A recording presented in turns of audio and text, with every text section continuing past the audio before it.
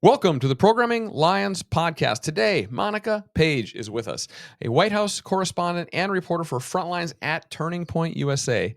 She has the privilege of being right in the front of all the action, providing viewers with breaking updates, in-depth analysis, and behind-the-scenes insights into the heart of American politics. Beyond politics, she uncovers and exposes the truth behind mainstream narratives that are often overlooked by those major media outlets. So let's get into it.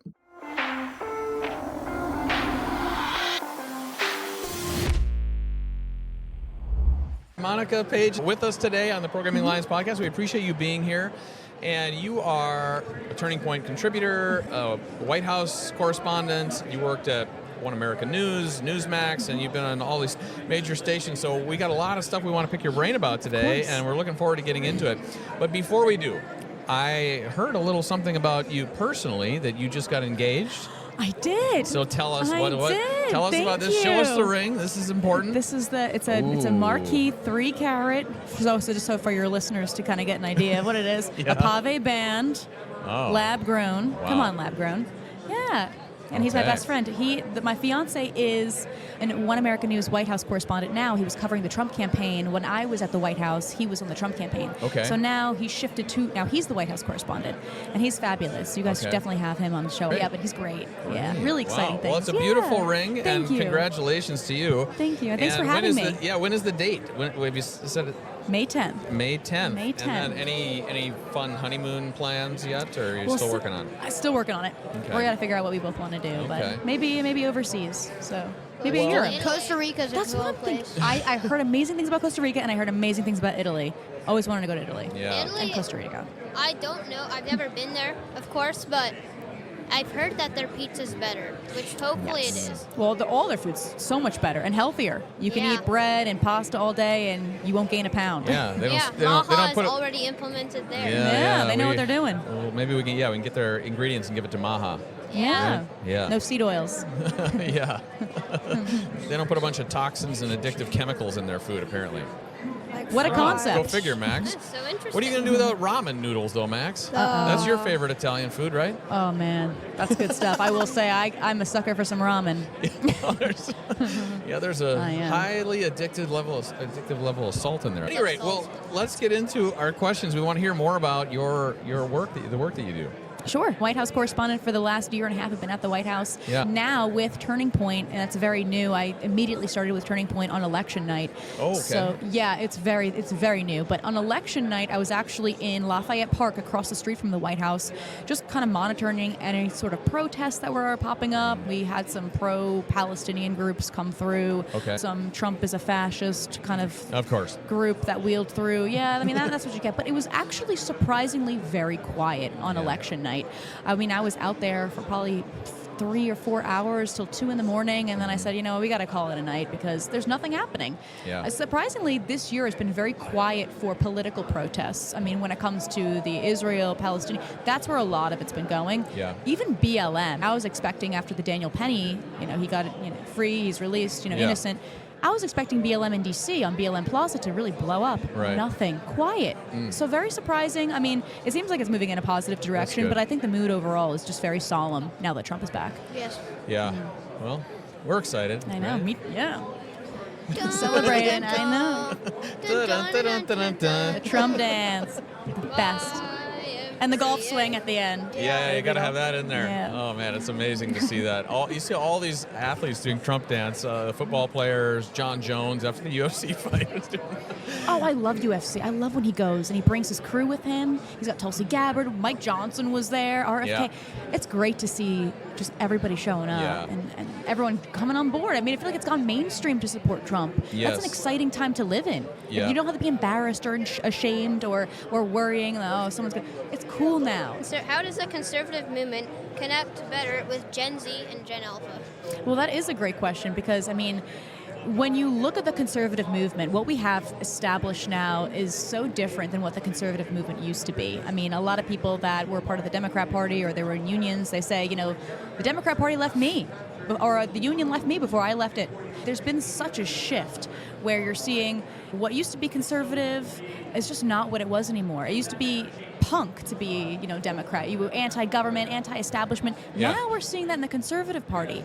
And now you're seeing, the truth speaks for itself. You see what's happening with Trump's policies and how everybody's so much better off under President Trump. More money in our wallets, more opportunity to buy a home, for young people, even a safer community. Cops were respected, our military was respected, and we have to get back to common sense values because they're not just conservative values, it's just common sense. Yeah. Girls can't be boys can't be girls, men can't get pregnant. Like these are things, and let's get back to teaching kids and having them read books and write and not be glued to Go figure. Yeah. different, and just getting back to that. So I think it's been cool to kind of get back to where things were and how we grew up. And this is just the beginning. And social media has also played a huge role in this as well. I mean, Instagram, TikTok, etc. Getting that message out is really important for future generations because it starts with the kids. With young kids, when you're teaching them the right ways of common sense. Like you guys are clearly on the right track, and so smart. Because a lot of kids your age are just, they don't know what's going on. They're funny, brain dead. We get so much feedback about, well, you shouldn't be talking to kids about these topics at this age and all of that. And well, we just don't agree with that. We think the more equipped you are, the more knowledgeable you are at a younger age, the better off you're going to be. And if they're expressing an interest in it, why not educate them? Yeah. Well, so they're curious about it, so we should just tell them, no, we're not going to talk about it. No, it's crazy. So. Right. Just equips them to be better adults and think critically and unpack some of the craziness that's going on. Like you said, the world's definitely changed, and so I think you got to be prepared for it. And we need to, we need this generation and Gen Z and Gen Alpha to really bring things back. I think Trump is certainly going to lay some of the groundwork, but it's 4 years, and we got to get a lot of work done there, but we need people to carry the torch forward. I worry about, because it's just 4 years. Let's hope that there's enough time to really do the things that he wants to do and try to reverse the damage that's been done, because there's a lot of, and it continues. Decades of damage. It is. I know. And in 2016, he really tried to get things done, but he was just surrounded by not the best advisors, not the best team, because he didn't know what he was doing. He thought he was doing, but he ended up, hiring a bunch of lobbyists that ended up being really just inconsequential to his whole entire 2016 running. Yeah. But now this time around, it's all holds are off. Yeah. The guns are coming out. So it's good. Well, and I love that he's getting people involved that aren't necessarily in government, like Elon and Vivek. I love these guys. They are smart and they will get stuff done, which is like our motto and brand. Yeah, and it's just seeing the former Democrats come over. This is positive change. This is exactly what the Democrats think that they're trying to do, but they're not doing that. They're not unifying. They're further creating division. Right. And we have former Democrats coming over to our side. This is huge. Yeah. This is something that they just don't have. They get Liz Cheney. It's huge. It's huge. It's true. In the best way. I love it. Yeah. So, what is the mainstream media not telling us about Ukraine and Russia? Ooh. Wow. All right. Well, I don't want to, speculate or say something that is not really happening, but I've got a lot of suspicions about Ukraine, and I've got a lot of questions about Ukraine, but this constant push for more money to foreign countries is really damaging. I mean, we've got people in our own country that need a lot of help, and this further funneling money to Ukraine, where Joe Biden has had ties to for decades with his son sitting on the energy board of Burisma in Ukraine, when his son Hunter knows nothing about energy, is suspicious. And I personally think that this is a money laundering scheme where Joe Biden, I think, owes Ukraine a lot of money, and personally, and now everybody's paying for it. It's coming out of the taxpayers' dollars. And that's what I personally think is going on. And I think that the mainstream media is hiding it. Yeah, because I think all these business deals that Joe Biden had with China and Ukraine behind the scenes is part of a bigger picture that we don't know about. And the House Oversight Committee was really trying to expose that with their receipts. Unfortunately, it really didn't get anywhere. It didn't gain as much traction as we really hoped it would. But we need to keep pushing the message of, there's something more to this that we're not getting. And nobody's talking about it. Yeah, it seems very nefarious. There's something weird there with like all the shell companies and all of the background with Hunter and all that. I think that's part of why we keep doing this. Yeah, and you're right. Like it's a ton of money that's flowing through there, and it's also very interesting how was it in Istanbul they had brokered a peace deal, but then Boris Johnson and Biden said like put a fork in it Right. so that they could just go to war. And so it's really sad. You see all these people who are fighting and dying, and what are they dying for? Right. What's also suspicious is that, okay, we keep trying to push for a ceasefire deal between Israel and Hamas and Hezbollah, but we don't want to push a ceasefire deal for Ukraine versus Russia. Yeah. I mean, they want to end this war just as much as we do here. Yeah. I don't even know if it even is a war anymore. I mean, I consider it like a proxy war or a psyop, honestly. But the fact that we keep giving this more money to overseas is such a waste. And the fact we keep talking about this, and it's been years. Yeah. Why? It's been since 2021, and we're still doing this. But we're so quick to end the war with Israel and Hamas and these terrorists, but we're still keeping this one going. We're prolonging this. Yeah. Let's keep bombing inside of Russia. This is so damaging. This is dangerous. And quite honestly, many people are sick of it. Even Democrats, I feel like, are getting really tired of it too. There's no measure of success or end game in mind. Right. We'll do it as long as it takes. I'm like, well, why? What does that mean? Right. That's It doesn't have not to a be strategy. long. That's just not a strategy. No. What I love about this time around with Trump is that he's gotten ahead of the curve, I think, more. He knows more about what to do.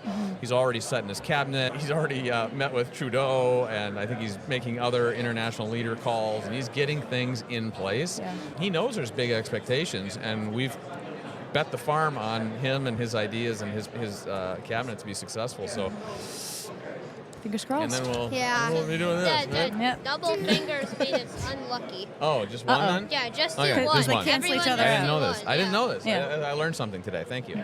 You're welcome, of Yeah. course. Double fingers, they cancel each other out. You got to have the one. Okay. Yeah. Yeah. So, right now, are there any cultural trends that are harming like young Americans like me and Max and others?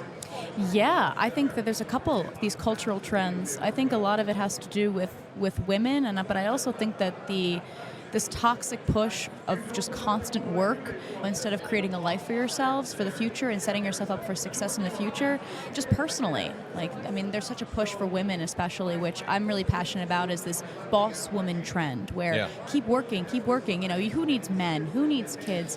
But that's damaging to men as well, because men want to find a nice woman and have children and have a family. And this culture that has become trendy because of the left and this toxic femininity that teaches that men are bad and men are horrible.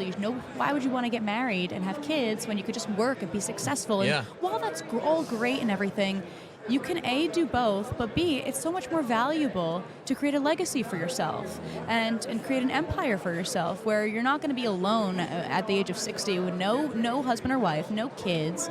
And that's a really dangerous trend that I don't really think many people are talking about, and I'm hoping it gains a little bit more traction, but that's definitely on the top of the list, I think.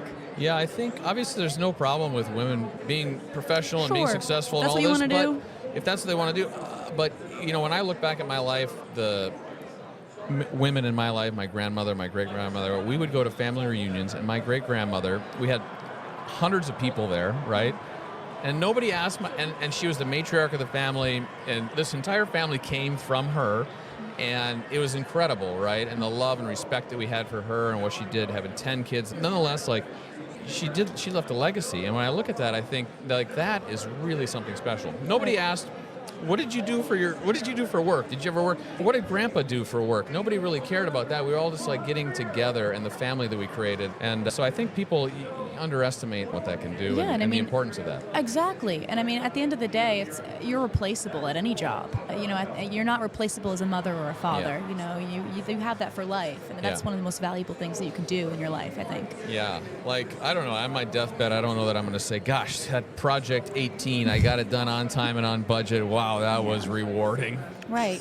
At least I spent time with my children, and I think that's the most important thing. Hence why we're doing what we're doing now. I think it's great. I think what you guys are doing is great. Yeah. Nice, thank you. Yeah. Yeah. Most of the time, right, Max? I get that stuck in my head. I had that stuck in my head all Thanksgiving break, and just that first little blip, I kept replaying it in my head. Yeah. It's just contagious. It is. It's a good tune. It's a good tune. Yeah. All right. What else? You got another question, right, Max?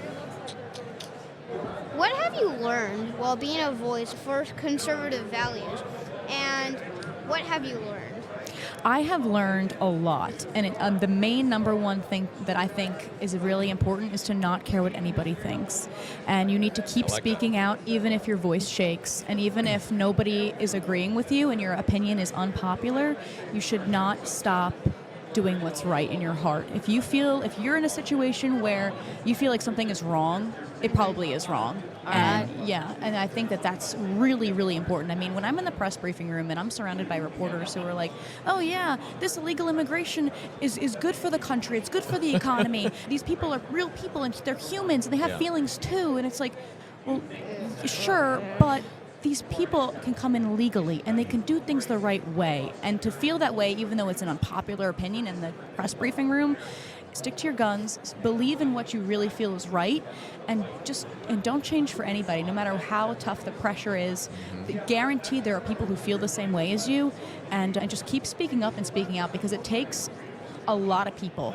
I mean, it starts with one person, and you don't know if somebody feels the same way as you do. So if you keep speaking out and keep being kind and sharing your voice, I think you can really start to create waves, and I think that's exactly what we're seeing, and that's exactly how we got here in 2024. That's a great message. Sometimes you can advice. be the first domino, right? You can be. So that's important. Yep. Yeah. Yep. Especially if you know in your heart that it's right. Never follow the crowd. Never Yeah. follow the crowd. That's what my mom always told me, you know. It's good not advice. fun to follow the crowd. Yeah, it's good advice. I think we should do rapid fire. You want to do a rapid? Rapid Oh, fire? we've got a section called Rapid Fire that you're gonna love. Let's get into it. All right. Rapid fire.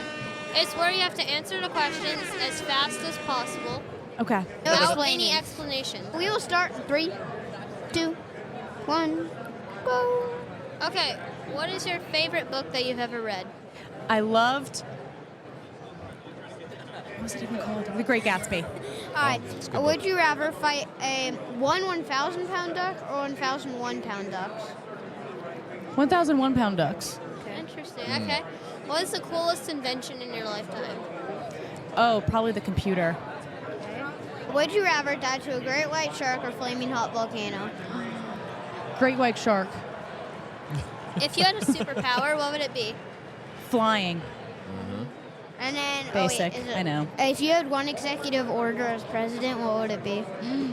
No taxes. Taxation is theft. Ooh, I love that. I had that shirt on yesterday. Yeah. No too bad, taxes. too bad. Unvaxxed, yeah. Yeah, unvaxxed, overtaxed. Yeah, it's one of That's our. a great shirt. Yeah. Where can I get that? That's on our Merch website. is right Okay. there. Okay, good. Yeah, Because or I we want can- that shirt. Yeah, we can send one to you. Yeah, we that'd be can- great. Yeah, we'll make that happen. Okay. Would you rather be pure vegetarian or pure carnivore for the Pure rest of your life? carnivore. I Really? love steak. Yeah. Yeah, steak and Steak eggs. is good, yeah. Oh, yeah. Alright. Okay. Well, That's a good one. Wait, steak and eggs? I love steak and eggs. All right. So last one, have you ever been stuck in a bathroom stall without toilet paper? Yes. I'm not going to explain how we overcame that situation, That but happened to me like 3 times. it's happened to me a handful of Yeah. times as well. That was fun. With our channel, and we've got 2 young Gen Alpha kids being outward about their conservative values and beliefs. Any closing advice for us as we continue kind of our journey and mission on building a stronger Gen Alpha? That's such a good question because it's tough. I mean, I don't have kids just yet, but if I did, it seems like you're doing such a fabulous job. I mean, keep reading. I think it's really important to read. And I think that's I think not a lot of kids are reading anymore. Nobody's reading, nobody's doing their own research.